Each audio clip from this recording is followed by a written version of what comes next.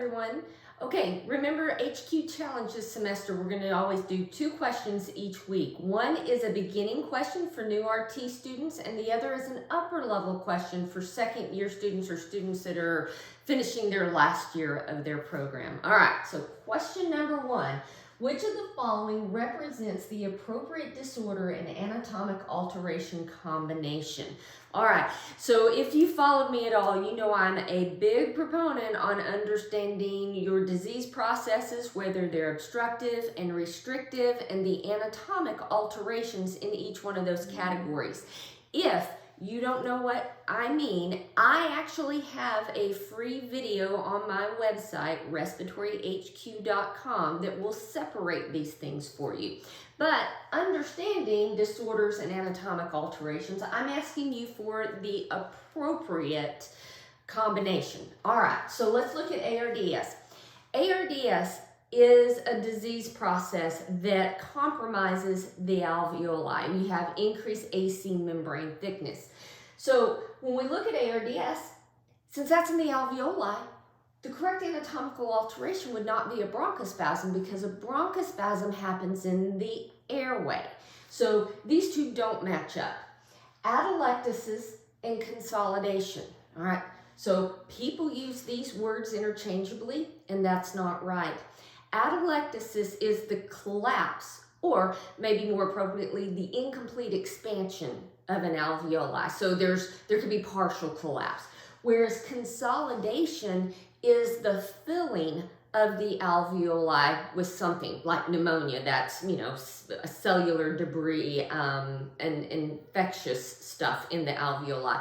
Pulmonary edema is that watery stuff in the alveoli, okay? So atelectasis is the collapse of the alveoli. Consolidation is the filling of the alveoli, and you can't have both going on in the same alveoli, okay? So that's not right.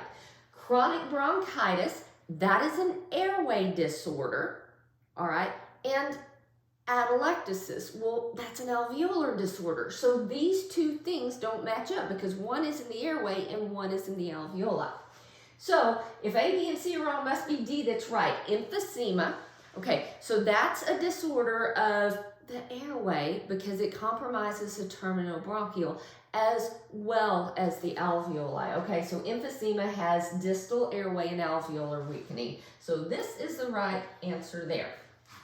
All right. Moving on to an upper level question. Which of the following would the RCP expect on a PFT with a patient diagnosed with emphysema?